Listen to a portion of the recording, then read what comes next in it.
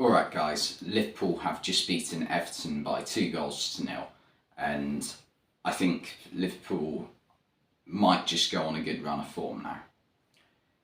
Because I know Everton were poor in this game, don't get me wrong. Everton at Goodison Park and Everton away from home are two different teams. I think, especially under Sean Dyche, the way that they're going to play under him. We saw it with Burnley under Sean Dyche.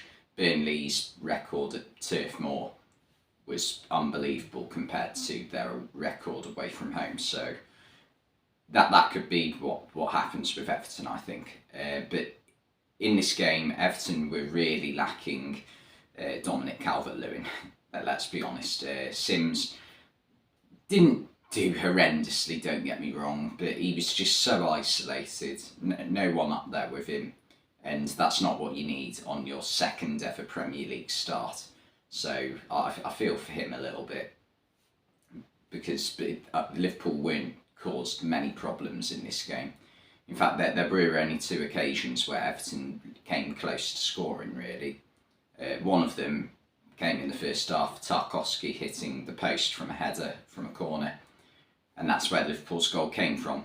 Now, Darwin Núñez is a player who's received a lot of criticism this season. I've always stuck by him because I just think that the work he does for the team is incredible. And some of just like his athletic abilities are incredible. And also his technique is a lot better than people give him credit for. I think his finishing has been poor at times this season. I think that's a fair criticism. But that first goal that Liverpool scored today, there's not many other players in the league who allow that goal to happen other than Darwin Núñez. It's a brilliant 1-2 with Salah to get it round Seamus Coleman to start with. And then Núñez runs with the ball up a good 50 yards. And I don't have a clue what Jordan Pickford's actually doing, to be honest, because Salah and Gakpo are both running towards goal. Núñez has put it across the face of goal. It's a brilliant ball.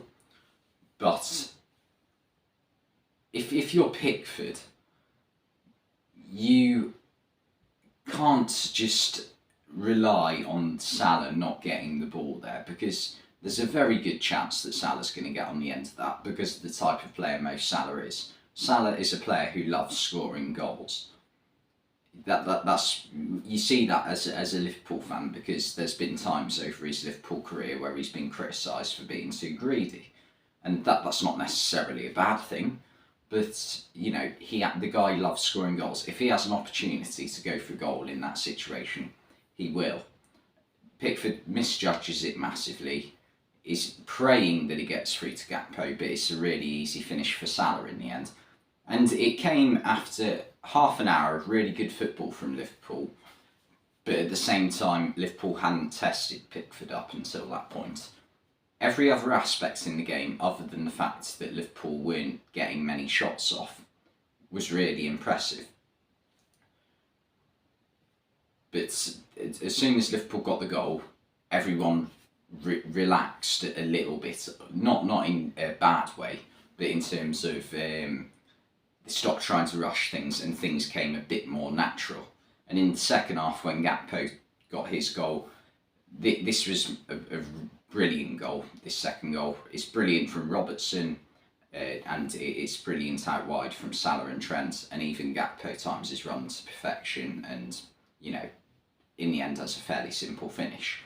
But it's the type of goal that I haven't seen Liverpool score for a long time. Liverpool had a fantastic season last year, don't get me wrong, but it felt at times as though it wasn't a typical Jurgen Klopp Liverpool team. Now I understand that, you know, even though a lot of people say that Klopp needs to move on certain players, there have been some players over the past 3 years, I'd say, since Liverpool won the league, that have been moved on, or have been not moved on, but taken out of the starting 11. So, for instance, Jorginho Wijnaldum has left the club and has been replaced last season mostly by Thiago Alcantara. Roberto Firmino didn't play a lot in the starting 11 last season and was replaced in the starting 11 by Diogo Jota and Luis Diaz. So it's going to change the way the team plays when you've got, other players as well on top of that, like Kanate and Tsimikas. Things are going to change a little bit. But tonight is a performance that I would call a perfect Jurgen Klopp performance. It wasn't a great opponent. Don't get me wrong. Everton didn't offer enough.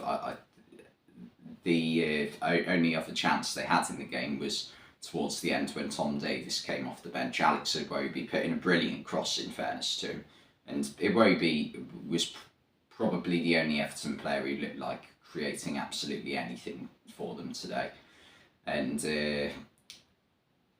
Tom Davies at the back post. It's not the best marking ever from Alexander-Arnold, but I do put that down to it being a great cross from Iwobi, as well as, maybe Alexander-Arnold being a little bit defensively naive. But Davies has got to keep that on target, I think. He probably should have scored a consolation goal at the end. Other than that, there wasn't many other major flashpoints in the game. The only time it really kicked off was with 5 minutes to go when Robertson handballed the ball in Everton's half. It's a handball, but it's not intentional, and obviously Robertson is going to do what Robertson's going to do. Pickford comes charging towards him because he wants to take this free kick. Robertson just nudges the ball past Pickford. He doesn't kick it away, he just nudges it past him. Which, it's a bit of an annoying thing, but it's not like he's booted it the other side of the pitch. And in the end, both players got booked because Pickford did, charge into Robertson. And that there was a big kerfuffle on the bench as well, mainly involving Amadou Onana and Kostas Tsimikas. But, I think a yellow card for Robertson was a bit harsh in that situation. But yeah, this game definitely didn't go the way I thought it was going to go. I thought this game was we were going to see Everton completely frustrate Liverpool. And I guess the first half an hour, it sort of went to plan. But I think Everton would have liked to maybe got forward a bit more. And I think having Calvert-Lewin would have made a difference today. But this is Everton's problem. They've got too many players that are good players, that are injury prone, that to play at their best they need in the team, and Calvert-Lewin's the prime example of that, because he's unreliable 50% of the time over the past 18 months, or it might even be more. I'd probably say 2/3 of the time he's been unavailable for Everton, and you can't have that. So Sean Dyche needs to question what he needs in the summer if he is able to work his magic and keep Everton up this season. And it is going to be difficult for Everton to start this season because of the opposition they've got around them. I think Southampton right now, unless they can hire someone in who, as manager, who can do an absolute miracle, on the level of I don't know, Sam Allardyce, who else? Nigel Pearson, go Gus Poyet. Just a few managers who've managed to pull off some brilliant, great escapes from relegation over the years. But unless they can hire that, I think they're pretty much down. Bournemouth still showed they've got some ability and not ability, but some chance. But I think it's very interesting to see how their new signings, players like Dango Ouattara and Hamed Traore, do. They could. It's not impossible for Bournemouth to still stay up. I don't think.